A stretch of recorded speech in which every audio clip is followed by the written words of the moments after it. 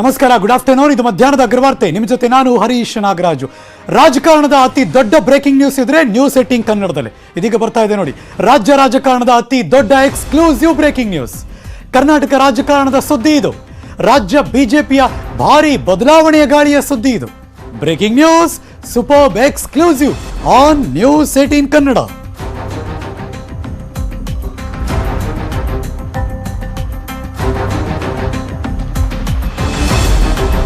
News 18 ಕನ್ನಡದಲ್ಲಿ ಮಾತ್ರ ಈ ದೊಡ್ಡ ರಾಜಕೀಯದ ಸುದ್ದಿ ನಿಮ್ಮ ಮುಂದೆ ಬ್ರೇಕ್ ಮಾಡ್ತಾ ಇದೀವಿ. ರಾಜ್ಯ ಬಿಜೆಪಿಯಲ್ಲಿ ಮತ್ತೆ ಅದೇ ನಾಯಕನ ಕೈ ಮೇಲಾಗುತ್ತಾ ಅನ್ನುವ ಸುದ್ದಿ. ಎಕ್ಸ್ಕ್ಲೂಸಿವ್. ಬಿಜೆಪಿಯ ಒಳಗಿನ ಸುದ್ದಿ. ಆ ನಾಯಕ ಯಾರು? ಆ ಮಹಾನಾಯಕನಿಗೆ ಮಣೆ ಹಾಕ್ತಾ ಹಾಗಾದ್ರೆ ಹೈಕಮಾಂಡ್.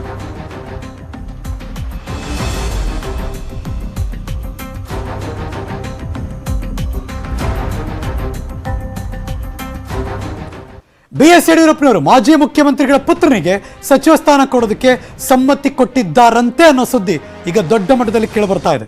ಬ್ರೇಕಿಂಗ್ ನ್ಯೂಸ್ ನೋಡೋಣ. BY ವಿಜಯೇಂದ್ರಗೆ ರಾಜ್ಯ ಸಚಿವ ಸಂಪುಟದಲ್ಲಿ ಸ್ಥಾನ ಸಿಗುವ ಸಾಧ್ಯತೆ ಇದೆಯಂತೆ. Breaking news.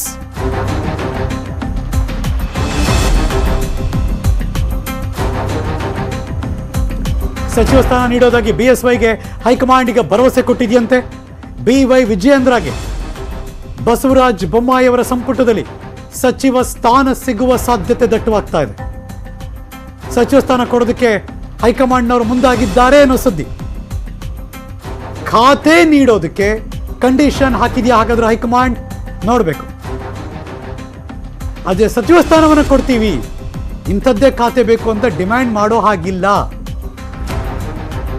ಖಾತೆಗಾಗಿ ವಿಜಯೇಂದ್ರ ಡಿಮ್ಯಾಂಡ್ ಲಾಬಿ ಮಾಡುವ ಹಾಗಿಲ್ಲ. ಅಂದ್ರೆ ಕಂಡೀಷನ್ಸ್ ಅಪ್ಲೈ ಅಂತ. ಕೊಟ್ಟ ಖಾತೆನ ನಿಭಾಯಿಸಬೇಕು. ಇಂಥದ್ದೇ ಖಾತೆ ಬೇಕು ಅಂತ ಪಟ್ಟು ಹಿಡಿಯೋ ಆಗಿಲ್ಲ. ಇದು ಹೈಕಮಾಂಡ್ನಿಂದ ಬಂದಿರುವ ಸಂದೇಶವಂತೆ. ಅಲ್ಲಿಗೆ BY ವಿಜಯೇಂದ್ರ ಅವರಿಗೆ ಈ ಕ್ಯಾಬಿನೆಟ್ ಶಫಲ್ಲೋ ಎಕ್ಸ್ಪಾನ್ಷನ್ನೋ ಅದರಲ್ಲಿ ಒಂದು ಸ್ಥಾನ ಫಿಕ್ಸ್ ಆಗುತ್ತೆ ಅಂತ ಮಾಹಿತಿ ಬರಕ್ ಶುರುವಾಗಿದೆ. BS ಯಡಿಯೂರಪ್ಪನವರಿಗೆ ಸೂಕ್ಷ್ಮವಾಗಿ ಹೇಳಿದ್ದಾರಂತೆ ಹೈಕಮಾಂಡ್ನವರು ಇದ್ರ ಬಗ್ಗೆ. ಹೈಕಮಾಂಡ್ ಸೂಚನೆಗೆ ಓಕೆ ಅಂದಿದ್ದಾರಂತೆ ಯಡಿಯೂರಪ್ಪನವರು ಕೂಡ. ಕೊಟ್ಟ ಖಾತೆಗೆ ನ್ಯಾಯ ದೊರಕಿಸುವಂತಹ ಭರವಸೆ ಕೊಟ್ಟಿದ್ದಾರಂತೆ ಯಡಿಯೂರಪ್ಪನವರು ಕೂಡ. ವಿಜಯೇಂದ್ರಗೆ ಪರಿಷತ್ನಲ್ಲಿ ಸ್ಥಾನ, ಪರಿಷತ್ ಸದಸ್ಯರಾಗಿ ಮಾಡೋ ಬಗ್ಗೆ ಕೋರ್ ಕಮಿಟಿ ಸಭೆಯಲ್ಲಿ ಚರ್ಚೆ, MLC ಮಾಡಿ ಸಚಿವ ಸ್ಥಾನ ಕೊಡುವುದರ ಬಗ್ಗೆ ಅಂತಿಮ ತೀರ್ಮಾನವನ್ನು ತೆಗೆದುಕೊಳ್ಳಲಾಗುತ್ತೆ ಅಂತ. ಹಾಗಾಗಿ ಇದು ವೆರಿ ಕ್ರೂಷಿಯಲ್ ಬೆಳವಣಿಗೆ. ಈ ಸದ್ಯಕ್ಕೆ ಅವರು ಪಕ್ಷದಲ್ಲಿ ಗುರುತಿಸ್ಕೊಂಡಿದ್ದಾರೆ. Next level. ಕಳೆದ ಬಾರಿನೇ ಆಲ್ಮೋಸ್ಟ್ ಆಲ್ ಅಂತಿದ್ರು, ಆದರೆ ಆಗಲಿಲ್ಲ. ಮತ್ತೆ ಎಲೆಕ್ಷನ್ಗೆ ಹೋಗೋಕ್ಕೆ ಮುಂಚೆ BY ವಿಜಯೇಂದ್ರ ಅವ್ರನ್ನ ಮಿನಿಸ್ಟರ್ ಮಾಡೋಕ್ಕೆ ಶತಾಯಗತಾಯ ಮಾಜಿ ಮುಖ್ಯಮಂತ್ರಿ BS ಯಡಿಯೂರಪ್ಪನವರು ಮಾತಾಡಿದ್ದಾರೆ. ಆದರೆ ಹೈಕಮಾಂಡ್ನವ್ರು ಹೇಳಿರೋ ಪ್ರಕಾರ ಅವ್ರನ್ನ ಮಂತ್ರಿ ಮಾಡ್ತೀವಿ, ಆದರೆ ಇಂಥದ್ದೇ ಖಾತೆ ಬೇಕು ಅಂತ ಡಿಮ್ಯಾಂಡ್ ಮಾಡೋ ಹಾಗಿಲ್ಲ. ಏನು ಖಾತೆ ಕೊಡ್ತೀವೋ ಅದು ನಿಭಾಯಿಸಬೇಕು. ಇದೊಂದು ಕಂಡೀಷನ್ ಸಪ್ಲೈ ಅವರು ಹಾಕಿದ್ದಾರಂತೆ. ಆ ಮೂಲಕ ಯಡಿಯೂರಪ್ಪನವರು ಕೂಡ ಅದಕ್ಕೆ ಓಕೆ ಅಂದಿದ್ದಾರಂತೆ. ವಾಟ್ ನೆಕ್ಸ್ಟ್ ಅಂದರೆ ಅವ್ರನ್ನ MLC ಮಾಡೋದು, MLC ಮಾಡಿದ್ಮೇಲೆ ಮಿನಿಸ್ಟರ್ ಮಾಡೋದು. ಯಾವ ಖಾತೆಯನ್ನು ಕೊಡುತ್ತಾರೋ ಆ ಖಾತೆಯನ್ನು ನಿಭಾಯಿಸೋದು, ಆ ಖಾತೆಗೆ ಹೆಸರು ತಗೊಂಬರೋದು, ವಿಶ್ವಾಸ ಉಳಿಸ್ಕೊಳ್ಳೋದು.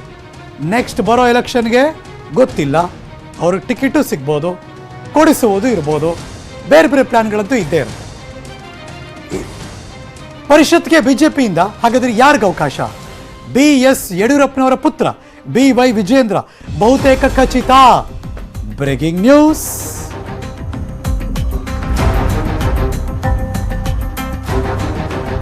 ಯಡಿಯೂರಪ್ಪನವರು ಅದಕ್ಕೆ ಒಪ್ಕೊಂಡು ಬಂದಿದ್ದೆ. ಅದರಲ್ಲಿ ಅವರ ಮಗನಿಗೆ ಅಂದರೆ BY ವಿಜಯೇಂದ್ರ ಅವರಿಗೆ ಒಂದು ಸ್ಥಾನ ಅಂತೂ ಪಕ್ಕ ಆಗ್ತಾ ಇದೆ. ಸದ್ಯ 4 ಹೆಸರುಗಳ ಬಗ್ಗೆ ಕೋರ್ ಕಮಿಟಿಯಲ್ಲಿ ಚರ್ಚೆ ಆಗ್ತಾ ಇದೆ. BY ವಿಜಯೇಂದ್ರ, ಛಲವಾದಿ ನಾರಾಯಣಸ್ವಾಮಿ, ಲಕ್ಷ್ಮಣ ಸವದಿ, ನಿರ್ಮಲ್ ಕುಮಾರ್ ಸುರಾನ, ಈ 4 ಚಾನ್ಸ್ ಸಿಗುತ್ತೆ ಅಂತ ಹೇಳಲಾಗುತ್ತಿದೆ. ಬೇರೆಯವ್ರಿಗೆ ಗೊತ್ತಿಲ್ಲ ಅವಕಾಶ ಸಿಗುತ್ತಾ ಇಲ್ವಾ, ಅಥವಾ ಈ 4ರಲ್ಲಿ ಯಾರ್ದಾರು ಸರ್ಪ್ರೈಸ್ ಆಗಿ ಇನ್ಯಾರ್ದು ಯಾರಿಗೂ ಗೊತ್ತಿಲ್ಲದ ಹಾಗೆ ಹೈಕಮಾಂಡ್ ಮತ್ತೊಬ್ಬರನ್ನ ತಂದು ನಿಲ್ಲಿಸುತ್ತಾ? ಇದು ಈಗಿರೋ ಪ್ರಶ್ನೆ. ಒಟ್ಟಲ್ಲಿ ಒಂದಂತೂ ನಿಜ, ಮುಂದೆ ಬರುವ ಪರಿಷತ್ ಚುನಾವಣೆ, ಮುಂದೆ ಬರುತ್ತಿರುವಂತಹ ವಿಧಾನಸಭೆ ಚುನಾವಣೆ, ಸ್ಥಳೀಯ ಸಂಸ್ಥೆಗಳ ಚುನಾವಣೆ, ಇದೆಲ್ಲವನ್ನು ಕೂಡ ಗಮನದಲ್ಲಿಟ್ಕೊಂಡು ಇದೀಗ ಈ 4 ಪರಿಷತ್ತಿನ ಸ್ಥಾನಕ್ಕೋಸ್ಕರ ಬಿಜೆಪಿ ನಿರ್ಧಾರ ತೆಗೆದುಕೊಳ್ತಾರೆ. ಅದರ ಮಹತ್ತರ ವಿಷಯ ಅಂದರೆ ಬಿ.ವೈ. ವಿಜಯೇಂದ್ರ ಅವರು ಮಂತ್ರಿ ಆಗ್ತಾರೆ ಅಂತ. ರಾಜ್ಯಸಭೆ ಸ್ಥಾನಕ್ಕೋಸ್ಕರ ಬಿಜೆಪಿಯಲ್ಲಿ ದೊಡ್ಡ ಮಟ್ಟದಲ್ಲಿ ಹಲವರು ಫೈಟ್ ಮಾಡ್ತಿದ್ದಾರೆ. ಪೈಪೋಟಿ ಜೋರಾಗಿದೆ. 4 ಸ್ಥಾನಗಳಿಗೆ 16 ಜನ ಲಾಬಿ ಮಾಡ್ತಿದ್ದಾರೆ. Breaking news.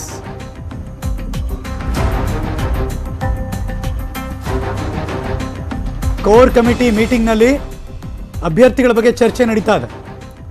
4 ಸ್ಥಾನಗಳಿಗೆ 5 ಜನರಿಂದ ಪೈಪೋಟಿ ನಡೀತಾ ಇದೆ. ರಾಜ್ಯಸಭೆ ರೇಸ್ನಲ್ಲಿ ಬಿಜೆಪಿಯ 5 ಜನ ಲಾಬಿ ಮಾಡ್ತಿದ್ದಾರೆ. ಮರು ಆಯ್ಕೆ ಆಗುವುದಕ್ಕೆ ನಿರ್ಮಲಾ ಸೀತಾರಾಮನ್ ಹೆಸರು ಕೂಡ ಇದೆ. ಕೇಂದ್ರ ಹಣಕಾಸು ಸಚಿವರು ನಿರ್ಮಲಾ ಸೀತಾರಾಮನ್. ಶಿವಮೊಗ್ಗ ಮೂಲದ ಭಾನುಪ್ರಕಾಶ್ಗೆ ಸಂಘದ ಶ್ರೀರಕ್ಷೆ ಇದೆ. ನಿರ್ಮಲಾ ಸೀತಾರಾಮನ್ ಟಿಕೆಟ್ ಈಗಾಗಲೇ ಬಹುತೇಕ ಖಚಿತ. ಕೇಂದ್ರ ಹಣಕಾಸು ಸಚಿವರು, ಫೈನಾನ್ಸ್ ಮಿನಿಸ್ಟರ್, ಹಾಲಿ ಸದಸ್ಯ ಕೆ.ಸಿ. ರಾಮಮೂರ್ತಿಗೂ ಖಚಿತ ಅಂತ ಹೇಳಲಾಗ್ತಾ ಇದೆ. ಇಂದಿನ ಸಭೆಯಲ್ಲಿ 4 ಹೆಸರು ಫೈನಲ್ ಆಗೋ ಸಾಧ್ಯತೆ ಇದೆ. ಆ ಸ್ಥಾನಕ್ಕೋಸ್ಕರ ಹಿರಿಯರ ಮೇಲೆ ವಿಜಯ ಸಂಕೇಶ್ ಅವರು ಒತ್ತಡ ಹಾಕ್ತಿದ್ದಾರಂತೆ. ಅನಂತಕುಮಾರ್ ಅವರ ಪತ್ನಿಗೆ ಅಲ್ಲೂ ಕೂಡ ಹೆಸರು ಕೇಳಿ ಬರ್ತಾ ಇದೆ, ತೇಜಸ್ವಿನಿ ಅನಂತಕುಮಾರ್ ಅವ್ರದ್ದು. Let's wait and watch. ಈಗಿರುವಂಥ ರಾಮಮೂರ್ತಿ ಅವರಿಗೂ ಮತ್ತು ನಿರ್ಮಲಾ ಸೀತಾರಾಮನ್ ಅವ್ರಿಗೂ ಮುಂದುವರಿಸಿದ್ದಾರೆ. 2 ಸೀಟ್ ಮಾತ್ರ ಉಳ್ಕೊಳ್ಳುತ್ತೆ. ನೋಡೋಣ, ಗೊತ್ತಿಲ್ಲ 4 ಸ್ಥಾನಗಳು ಯಾರ್ಯಾರಿಗೆ ಅಂತ. ಅದರ ಪೈಪೋಟಿ ಜೋರಾಗಿದೆ. ಪ್ರಬಲವಾಗಿ 5 ಜನ ತುಂಬ ದೊಡ್ಡ ಮಟ್ಟದಲ್ಲಿ ಲಾಬಿ ಮಾಡ್ತಿದ್ದಾರೆ.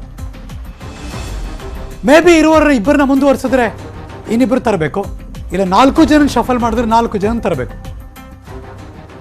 ಮತ್ತಷ್ಟು ಮಾಹಿತಿ ನನ್ನ ಸಾಧ್ಯವಾಗಿ political bureau chief Chidananda Patel ಇದ್ರ ಬಗ್ಗೆ ಸಂಪೂರ್ಣ ಒಳ ಸುಳಿವುಗಳ ಬಗ್ಗೆ ಮಾಹಿತಿ ಕೊಡೋದಕ್ಕೆ ಲೈವ್ ಜಾಯಿನ್ ಆಗ್ತಿದ್ದಾರೆ. ಗುಡ್ ಆಫ್ಟರ್ನೂನ್ ಪಟೇಲ್ ರೇ. ರಾಜ್ಯ ರಾಜಕಾರಣದ ಬಿಜೆಪಿಯ ಅತಿ ದೊಡ್ಡ ಎಕ್ಸ್ಕ್ಲೂಸಿವ್ ಬ್ರೇಕಿಂಗ್ ನ್ಯೂಸ್ ಕೊಟ್ಟಿದ್ದೀರಿ. ಏನಾಗ್ತಾ ಇದೆ ಬಿಜೆಪಿಯಲ್ಲಿ? ವಿಜೇಂದ್ರ ಅವರಿಗೆ ಸ್ಥಾನ ಫಿಕ್ಸಾ? ಮಂತ್ರಿ ಸ್ಥಾನ ಫಿಕ್ಸಾ? ರಾಜ್ಯಸಭಾ ಸದಸ್ಯ ಸ್ಥಾನದ ಏನೇನು ನಡೀತಿದೆ ಅಲ್ಲಿ ಹೇಳಿ.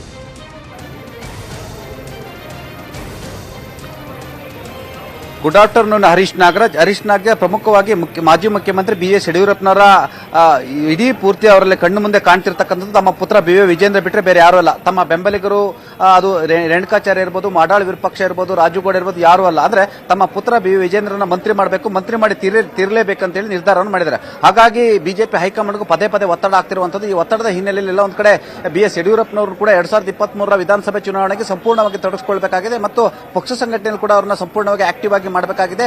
ಆ ಮುಖಾಂತರ ಎಲ್ಲೊಂದು ಕಡೆ ವಿಜೇಂದ್ರಗೆ ಮಣೆ ಹಾಕಿದ್ರೆ ಮಾತ್ರ ಬಿ.ಎಸ್. ಯಡಿಯೂರಪ್ಪನವರು ಕೂಡ ಮನಸ್ಸು ಬಿಚ್ಚಿ ಕೆಲಸವನ್ನ ಮಾಡ್ತಾರೆ ಅಂತ ಕೂಡ ಬಿಜೆಪಿ ಹೈಕಮಾಂಡ್ ಗೊತ್ತಿರುವಂತದ್ದು. ಒಟ್ಟಾರೆ ಈಗಾಗಲೇ ಕೇಂದ್ರ ಗೃಹ ಸಚಿವರು ರಾಜ್ಯಕ್ಕೆ ಬಂದ ಸಂದರ್ಭದಲ್ಲಿ 105 ಸೀಟನ್ನು ಮತ್ತೆ ಗೆಲ್ಲಬೇಕು. ಆ ಮುಖಾಂತರ 2023 ಕೂಡ ಕರ್ನಾಟಕದಲ್ಲಿ ಬಿಜೆಪಿ ಅಧಿಕಾರಕ್ಕೆ ಬರಬೇಕಂತೇಳಿ ಸೂಚನೆಯನ್ನು ಕೊಟ್ಟಿರುವಂತದ್ದು. ಹಾಗಾಗಿ ಅನಿವಾರ್ಯವಾಗಿ ಒಂದಷ್ಟು ರಾಜಿಯನ್ನು ಮಾಡಿಕೊಳ್ಳುವಂತ ಸ್ಥಿತಿ ನಿರ್ಮಾಣ ಆಗಿರುವಂತದ್ದು. ಮಾಜಿ ಮುಖ್ಯಮಂತ್ರಿ ಬಿ.ಎಸ್. ಯಡಿಯೂರಪ್ಪನವರ ಪುತ್ರ ಬಿಜೆಪಿಯ ರಾಜ್ಯ ಉಪಾಧ್ಯಕ್ಷ ಆಗಿರ್ತಕ್ಕಂಥ ಬಿ.ವೈ. ವಿಜೇಂದ್ರ ಅವರಿಗೆ ಮಂತ್ರಿ ಸ್ಥಾನ ಕೊಡುವ ಸಂಬಂಧಪಟ್ಟಕ್ಕೆ ಹೈಕಮಾಂಡ್ ಸೂಕ್ಷ್ಮವಾಗಿ ಸುಳುವನ್ನು ಕೊಟ್ಟಿರುವಂತದ್ದು. ಅಲ್ಲದೆ ಬಿ.ವೈ. ವಿಜೇಂದ್ರ ಅವರನ್ನ ಮಂತ್ರಿ ಸ್ಥಾನ ಕೊಟ್ಟರೆ ಸಂಪೂರ್ಣವಾಗಿ ಪಕ್ಷ ಸಂಘಟನೆಯಲ್ಲಿ ಬಿ.ಎಸ್. ಯಡಿಯೂರಪ್ಪ ತೊಡಗಿಸಿಕೊಳ್ಬೇಕು. ಆ ಮುಖಾಂತರ 2023 ಬಿಜೆಪಿ ಅಧಿಕಾರಕ್ಕೆ ಬರುವಲ್ಲಿ ತಮ್ಮ ಪ್ರಯತ್ನವನ್ನು ಮಾಡಬೇಕು ಮತ್ತು ತಮ್ಮ ಶ್ರಮವನ್ನು ಹಾಕಬೇಕಂತ ಸೂಚನೆ ಕೊಟ್ಟಿರೋದು. ಮತ್ತೊಂದು ಕಡೆ ಬಿ.ವೈ. ವಿಜೇಂದ್ರ ಅವರನ್ನು ಮಂತ್ರಿ ಮಾಡಿದ್ರೆ ಮತ್ತೆ ಮಂತ್ರಿ ಸ್ಥಾನ ಸಿಕ್ಕ ಮೇಲೆ ಖಾತೆಗಾಗಿ ಯಾವುದೇ ರೀತಿ ಖ್ಯಾತೆಯನ್ನು ಮಾಡಬಾರದು, ಲಾಬಿಯನ್ನ ಮಾಡಬಾರದು, ಮತ್ತೆ ಮುಖ್ಯಮಂತ್ರಿಗಳ ಮೇಲೆ ಓವರ್ಟೇಕ್ ಮಾಡಿ ಕೆಲಸವನ್ನು ಮಾಡಬಾರದು ಮತ್ತು ಕೊಟ್ಟ ಖಾತೆಯನ್ನ ಸರಿಯಾಗಿ ನಿಭಾಯಿಸಬೇಕು ಅನ್ನೋ ಒಂದು ಸುಳಿವನ್ನು ಕೂಡ ಕೊಟ್ಟಿರುವಂತ. ಅಂದ್ರೆ ಆ ಮುಖಾಂತರ ಎಲ್ಲ ಒಂದ್ ಕಡೆ ಮಂತ್ರಿ ಸ್ಥಾನ ಸಿಕ್ಕಿದ ಮೇಲೆ ಬಿ.ವೈ. ವಿಜೇಂದ್ರ ಇರ್ಬೋದು, ಮಾಜಿ ಮುಖ್ಯಮಂತ್ರಿ ಬಿ.ಎಸ್. ಯಡಿಯೂರಪ್ಪನವರು ಇರ್ಬೋದು, ಯಾರು ಕೂಡ ನಮಗೆ ಇಂಥದೇ ಖಾತೆ ಬೇಕು, ಪ್ರಬಲ ಖಾತೆ ಬೇಕು ಅನ್ನೋಂತೇಳಿ ಯಾವುದೇ ರೀತಿ ಡಿಮ್ಯಾಂಡ್ ಅನ್ನು ಮಾಡಂಗಿಲ್ಲ.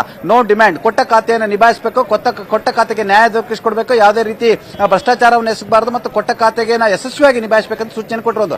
ಈ ಎಲ್ಲ ಕಾರಣಕ್ಕಾಗಿ ಬಿ.ಎಸ್. ಯಡಿಯೂರಪ್ಪನವರು ಕೂಡ ನೀವು ಯಾವುದೇ ಖಾತೆಯನ್ನು ಕೊಟ್ಟರು ಕೂಡ ನಾವು ನಿಭಾಯಿಸ್ತೀವಿ ಮತ್ತು ಆ ಖಾತೆಗೆ ನ್ಯಾಯ ದೊರಕಿಸಿಕೊಡ್ತೀವಿ ಅಂತೇಳಿ ಸೂಕ್ಷ್ಮವಾಗಿ ತಿಳಿಸಿರುವಂತ.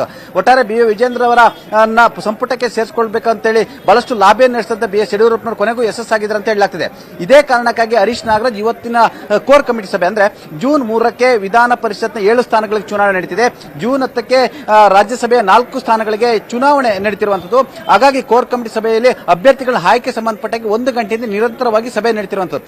ಇದೇ ಕಾರಣಕ್ಕಾಗಿ ಈ ಸಭೆಯಲ್ಲಿ ಬಿಜೆಪಿಗೆ 7 ಸ್ಥಾನಗಳಲ್ಲಿ 4 ಸ್ಥಾನಗಳನ್ನು ಅಂದ್ರೆ ವಿಧಾನಸಭೆಯಿಂದ ವಿಧಾನ ಪರಿಷತ್ಗೆ ಆಯ್ಕೆ ಮಾಡುವ ಅವಕಾಶ ಇರತಕ್ಕಂಥದ್ದು. ಹಾಗಾಗಿ ಪ್ರಮುಖವಾಗಿ 4 ರಿಂದ 5 ಹೆಸರು ಮುನ್ನೆಲೆಗೆ ಬಂದಿರುವಂತದ್ದು. ಆ ಮುನ್ನೆಲೆಗೆ ಬಂದಿರೋ ಹೆಸರಿನಲ್ಲಿ ಪ್ರಮುಖವಾಗಿ ಬಿ ವಿಜೇಂದ್ರ ಅವರ ಹೆಸರು. ಯಾಕಂತ ಹೇಳಿದ್ರೆ ಮಂತ್ರಿ ಮಾಡಿದ್ರೆ ಅವರು 6 ತಿಂಗಳೊಳಗೆ ಯಾವ್ದಾದ್ರು ಒಂದು ಚುನಾವಣೆ ಗೆಲ್ಲಬೇಕು, ಅಂದ್ರೆ ಯಾವ್ದಾದ್ರು ಕ್ಷೇತ್ರ ಗೆಲ್ಲಬೇಕು, ಇಲ್ಲ ಅವರ ಪರಿಷತ್ನ ಸದಸ್ಯರಾಗಿರಬೇಕು. ಹಾಗಾಗಿ ಇದೇ ಕಾರಣಕ್ಕಾಗಿ ವಿಜೇಂದ್ರ ಹೆಸರು ಮುನ್ನೆಲೆಗೆ ಬಂದಿರುವಂತದ್ದು ಮತ್ತು ಲಕ್ಷ್ಮಣ್ ಸವದಿಯನ್ನ ಮತ್ತೆ ಕಂಟಿನ್ಯೂ ಮಾಡಲಿಕ್ಕೆ ಅವರ ಹೆಸರು ಕೂಡ ಮುನ್ನೆಲೆಗೆ ಬಂದಿರುವಂತದ್ದು. ಇನ್ನ ದಲಿತ ಬಲಗೈ ಗುಂಪಿಗೆ ಸೇರಿರ್ತಕ್ಕಂಥ ಛಲವಾದಿ ನಾರಾಯಣ ಸ್ವಾಮಿ ಹೆಸರು ಕೂಡ ಚರ್ಚೆಗೆ ಬಂದಿರುವಂತದ್ದು ಮತ್ತು BL ಸಂತೋಷ್ ರವರ ಅತ್ಯಾಪ್ತರಾಗಿರ್ತಕ್ಕಂಥ ರಾಜ್ಯ ಬಿಜೆಪಿನ ಪರೋಕ್ಷವಾಗಿ ನಿಯಂತ್ರಣ ಮಾಡ್ತಿರ್ತಕ್ಕಂಥ ನಿರ್ಮಲ್ ಕುಮಾರ್ ಸುರಾನ ಹೆಸರು ಕೂಡ ಕೇಳಿ ಬರ್ತಿರುವಂತದ್ದು. ಅಲ್ಲದೆ ಚಲನಚಿತ್ರ ನಟ ಜಗ್ಗೇಶ್ ಹೆಸರು ಕೂಡ ಕೇಳಿ ಬರ್ತಿರುವಂತದ್ದು. ಇನ್ನ ಪ್ರಮುಖವಾಗಿ ರಾಜ್ಯಸಭಾ ಸ್ಥಾನ, ರಾಜ್ಯಸಭೆ ವಿಚಾರಕ್ಕೆ ಸಂಬಂಧಪಟ್ಟ ಹಾಗೆ ಎಲ್ಲ ಒಂದ್ ಕಡೆ ಕೇಂದ್ರ ಹಣಕಾಸು ಸಚಿವೆಯಾಗಿರ್ತಕ್ಕಂಥ ನಿರ್ಮಲಾ ಸೀತಾರಾಮನ್ ಅವರನ್ನ ಮತ್ತೆ ಮುಂದುವರಿಸಲಿಕ್ಕೆ ತೀರ್ಮಾನ ಮಾಡಿರುವಂತದ್ದು. ಇನ್ನೊಂದು ಸ್ಥಾನಕ್ಕಾಗಿ ಬಹಳಷ್ಟು ಪೈಪೋಟಿ ಇರತಕ್ಕಂಥದ್ದು. KC ರಾಮಮೂರ್ತಿ ಅವರು ಎಲ್ಲೊಂದ್ ಕಡೆ ರಾಜ್ಯಸಭೆಯಲ್ಲಿ ಏನು ಕಾಂಗ್ರೆಸ್ನ ರಾಜ್ಯಸಭೆ ಸದಸ್ಯರಾದ್ರು ರಾಜೀನಾಮೆ ಕೊಡುವ ಮುಖಾಂತರ ಮತ್ತೆ ರಾಜ್ಯಸಭೆಗೆ ಆಯ್ಕೆ ಎಲ್ಲೊಂದ್ ಕಡೆ ರಾಜ್ಯಸಭೆಯಲ್ಲಿ ಬಿಜೆಪಿಗೆ ಬಹುಮತ ಬರಲಿಕ್ಕೆ ಅವಕಾಶವನ್ನು ಕೂಡ ಕಲ್ಪಿಸಿದ್ರು. ಹಾಗಾಗಿ KC ರಾಮಮೂರ್ತಿ ಕೂಡ ತಮ್ಮ ಲಾಬಿಯನ್ನು ಮುಂದುವರಿಸಿರುವಂತದ್ದು. ನಾನು ಬಿಜೆಪಿಗೆ ಕಾಂಗ್ರೆಸ್ಗೆ ರಾಜೀನಾಮೆ ಕೊಟ್ಟು ಬಿಜೆಪಿಗೆ ಬಂದಿರುವಂತದ್ದು, ಹಾಗಾಗಿ ನನ್ನನ್ನು ಮುಂದುವರಿಸಿ ಅಂತೇಳಿ ಲಾಬಿಯನ್ನ ಮಾಡ್ತಿರುವಂತದ್ದು. ಇದರ ಬೆನ್ನಲ್ಲೇ RSS ನ ನಿಷ್ಠಾವಂತ ಅಂತ ಕರೆಸಿಕೊಳ್ತಕ್ಕಂಥ ಶಿವಮೊಗ್ಗದ ಭಾನುಪ್ರಕಾಶ್ ಹೆಸರು ಕೂಡ ಕೇಳಿ ಬರ್ತಿರುವಂತದ್ದು. ಈ ಎಲ್ಲದರ ನಡುವೆ ಕೂಡ ಉದ್ಯಮಿ ಆಗಿರ್ತಕ್ಕಂಥ ವಿಜಯ ಸಂಕೇಶ್ ಹೆಸರು ಕೂಡ ಮುನ್ನೆಲೆಗೆ ಬಂದಿರುವಂತದ್ದು. ಒಟ್ಟಿನಲ್ಲಿ ಬಿಜೆಪಿ ಕೋರ್ ಕಮಿಟಿ ಸಭೆ ಮಹತ್ವದ ಸಭೆ ಅಂತ ಹೇಳಲಾಗ್ತದೆ. ಎಲ್ಲೊಂದ್ ಕಡೆ ವಿಜೇಂದ್ರ ಅವರಿಗೆ ಮಂತ್ರಿ ಸ್ಥಾನಕ್ಕೆ ಸಂಬಂಧಪಟ್ಟಂಗೆ ಮಾಜಿ ಮುಖ್ಯಮಂತ್ರಿ BS ಯಡಿಯೂರಪ್ಪ ಏನೆಲ್ಲ ಒತ್ತಡ ಹಾಕಿದ್ರೆ ಆ ಒತ್ತಡ ಎಲ್ಲೊಂದ್ ಕಡೆ ಫಲಿಸಿದಂತಿದೆ. ಅದೇ ರೀತಿ ಅವ್ರನ್ನ ಮಂತ್ರಿ ಮಾಡುವ ಮುಖಾಂತರ ಸಂಪೂರ್ಣವಾಗಿ BS ಯಡಿಯೂರಪ್ಪರನ್ನ ಪಕ್ಷ ಸಂಘಟನೆಗೆ ತೊಡಗಿಸಿಕೊಳ್ಳೋದು, 2023 ಚುನಾವಣೆಯಲ್ಲಿ ಅವರನ್ನು ಸಂಪೂರ್ಣವಾಗಿ ಬಳಸಿಕೊಳ್ಳಲು ಪ್ಲಾನ್ ಮಾಡಿರುವಂತದ್ದು ಹರೀಶ್ ನಾಗರಾಜ್. ಥ್ಯಾಂಕ್ ಯು ಚಿದಾನಂದ ಪಟೇಲ್, ಇದ್ರ ಬಗ್ಗೆ ಸಂಪೂರ್ಣ ಮಾಹಿತಿಯನ್ನು ಕೊಟ್ಟಿದ್ದಕ್ಕೆ. ನ್ಯೂಸ್ ಮುಂದುವರಿಸ್ತೀನಿ ಒಂದು ಬ್ರೇಕ್ ಆದ್ಮೇಲೆ. ಆಸಿಡ್ನಾಗ ನರಳಿ ಸಾಯ್ಬೇಕು, ಅವನಿಗೆ ಗುಂಡು ಹೊಡೆದ್ರೆ ಸಾಕಾಗಲ್ಲ. ಆಸಿಡ್ ಸಂತ್ರಸ್ತೆ ತಾಯಿ ಲಕ್ಷ್ಮಮ್ಮನವರು ತಮ್ಮ ಆಕ್ರೋಶದ ಮಾತಾಡಿದ್ದಾರೆ. Breaking news.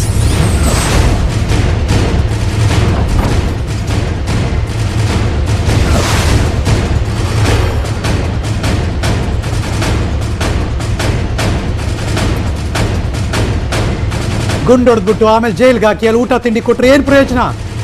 ಅವ್ನು ನರಳಿ ಸಾಯ್ಬೇಕು ನನ್ನ ಮಗಳ ಥರ, ಗುಂಡು ಹೊಡೆದ್ರೆ ಸಾಕಾಗಲ್ಲ ಅಂದರು ಸಂತ್ರಸ್ತೆಯ ತಾಯಿ ಲಕ್ಷ್ಮಮ್ಮನವರು. ಅವನ ಕಾಲಿಗೆ ಗುಂಡು ಹೊಡೆದ್ರಿಂದ ಸಮಾಧಾನ ಆಗ್ತಿಲ್ಲ ನನಗೆ, ನನ್ನ ಮಗಳ ಥರ ಅವನು ನೋವು ಅನುಭವಿಸ್ಬೇಕು. ನ್ಯೂಸ್ 18 ಜೊತೆ ಸಂತ್ರಸ್ತೆಯ ತಾಯಿ ಲಕ್ಷ್ಮಮ್ಮನವರ ಮಾತಿದು.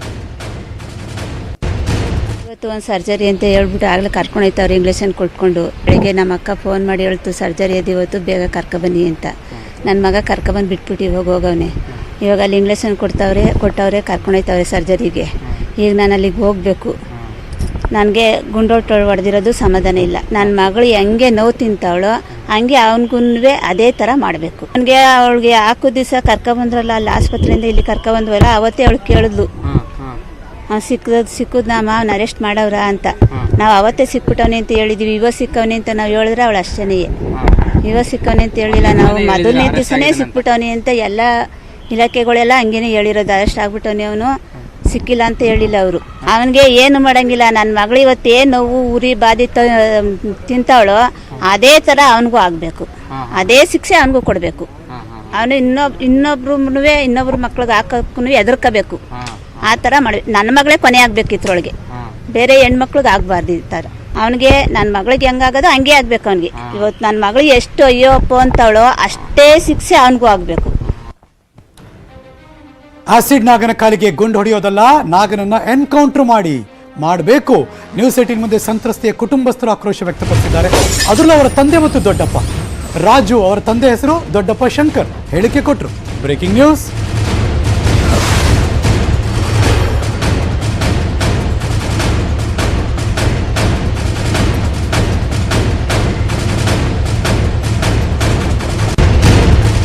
ಮಗಳ ಮೈ ಮೇಲೆ ಆಸಿಡ್ ಹಾರಿಸ್ಕೊಂಡು ನೋವನಲ್ಲಿದ್ದಾಳೆ.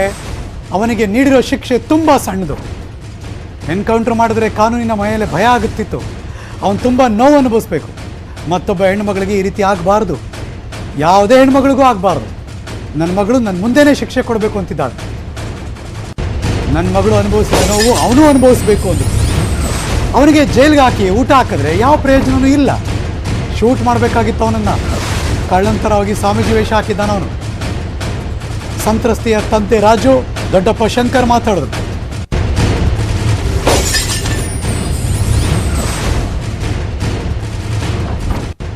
ನಮ್ಮ ಹುಡುಗಿ ಯಾವುದೇ ತಪ್ಪು ಮಾಡದೇ ಇರೋಳು ಇವತ್ತು ಆ ಶಿಕ್ಷೆ ಅನುಭವಿಸ್ತಾ ಇದ್ದಾಳೆ. ಹಾಸ್ಪಿಟ್ಲಲ್ಲಿ ಮಲ್ಕೊಂಡು ಅವಳು ನೋವು ಅನುಭವಿಸ್ತಾ ಇದ್ದಾಳೆ. ಆ ನೋವನ್ನು ಇವನು 10ರಷ್ಟು ಅನುಭವಿಸ್ಬೇಕು. ಜನದ ಕೈಗೆ ಬೇಕಂದರೆ ಕೊಟ್ಬಿಡ್ಲಿ, ಅವ್ನಿಗೆ ಏನು ಮಾಡೋದು ನಾವು ತೀರ್ಮಾನ ಮಾಡ್ತೀವಿ. ಇಲ್ಲ ಅಂದರೆ ಕಾನೂನು ಅಡಿಯಲ್ಲಿ ಅವ್ನಿಗೆ ಉಗ್ರವಾದ ಶಿಕ್ಷೆ ಕೊಡಲಿ, ಇಲ್ಲ ನೇಣಿಗೆ ಹಾಕ್ಬಿಡ್ಲಿ, ಇಲ್ಲ ನನಗೆ ಎನ್ಕೌಂಟರ್ ಮಾಡಿ ಬಿಸಾಕಲಿ ಅವನ್ನ. ಕರ್ನಾಟಕದ ಇತಿಹಾಸದಲ್ಲಿ, ಭಾರತದ ಇತಿಹಾಸದಲ್ಲಿ ಯಾವತ್ತೂ ಕೂಡ ಈ ಯಾವುದೇ ಹೆಣ್ಮಕ್ಳಿಗೂ ಕೂಡ ಈ ಥರ ಆಗಬಾರ್ದು. ಯಾರ ಮನೆ ಹೆಣ್ಮಕ್ಳಿಗೂ ಕೂಡ ಈ ಥರ ಆಗಬಾರ್ದು. ಅದು ಇನ್ನೊಂದು ಕಾಲಿಗೆ ಗುಂಡು ಹಾರಿಸ್ಬೇಕಾಯ್ತು, ಒಂದು ಕಾಲಿಗೆ ಹಾರಿಸಿದ್ದಾರೆ. ಅವ್ನು ಈಗ 2 ಕಾಲು ನೋವು ಅನುಭವಿಸಿದೆ. ನನ್ನ ಮಗಳು ಹೆಂಗೆ ಅಯ್ಯೋ ಅಂತ ಅವಳೆ. ಅದೇ ಥರ ಅವನು ಅಲ್ಲಿ ಯಾಕೆ ಕರ್ಕೊಂಡು ಹೋಗಿ ಮನ್ಸವ್ರೆ ಅವನ. ಇನ್ನೊಂದು ಕಾಲಕ್ಕೆ ಗುಂಡು ಹಾರಿಸ್ಬಿಟ್ಟು ಬಿಡ್ಬೇಕಾಯ್ತು ರೋಡ್ಗೆ, ತಿರ್ಗಿ ಓಡ್ತಾ ಇದ್ದ ಅಂತ. ಮಾಡಲಿ, ಅದೇನು ಮಾಡ್ತಾವ್ರೆ ಮಾಡಲಿ. ನಮಗೆ ಇನ್ಸ್ಪೆಕ್ಟ್ರುಗಳೆಲ್ಲ ಸಹಾಯ ಮಾಡವ್ರೆ.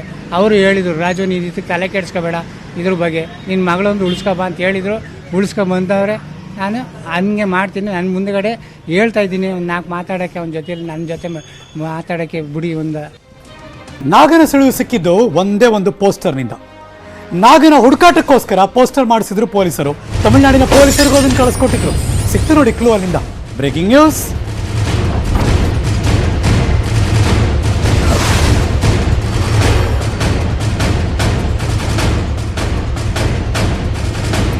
ತಿರುವಣ್ಣಾಮಲೈನಲ್ಲಿ ಓರ್ವ ವ್ಯಕ್ತಿ ಆ ಪೋಸ್ಟರ್ ನೋಡಿದ್ದ ವ್ಯಕ್ತಿ ಅದರಲ್ಲಿದ್ದ ನಂಬರ್ಗೆ ಕರೆ ಮಾಡ್ದ. ಕಾಮಾಕ್ಷಿಪಾಳ್ಯ ಇನ್ಸ್ಪೆಕ್ಟರ್ ಪ್ರಶಾಂತ್ಗೆ ಫೋನ್ ಬಂತು. ಸಾರ್ ಎಲ್ಲೋ ನೋಡಿದ್ದೀನಿ ಸರ್ ಇವ್ರನ್ನ ಅಂತ.